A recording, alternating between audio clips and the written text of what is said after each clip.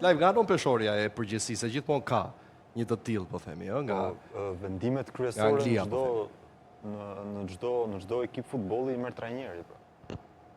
Dhe në këtë rast nuk kemi se... Dhe prandaj trajneri gjithmonë kritikohet, sepse vendimet ai merr edhe... kritikohet sepse është rasti kombëtarëve, pra nëse në një ekip futbolli mund të fajsohet, siç kemi rastin e Interit ose Milanit, mund të fajsohet drejtori teknik ose dikush nga pjesa tjetër e leadershipit, në rastin e kombëtarëve gjithë presioni dhe e gjithë vëmendja bie tek trajneri. Pra merret parasysh lista që ai ka përzgjedhur, duke parë Anglinë me atë kampionat fort që ka, me një shumëllojshmëri lojtarësh, lë pak për dëshiruar. Pra, lesh një koll palmer jashtë liste, në mendimin tim është gafe madhe. Por gjithsesi, me sa duket, ai është një trajner që ka atë vizionin e tij dhe do të ndjekë rrugën e tij. Prap nuk i dihet se a do të përballojë dot presionin e mediave angleze.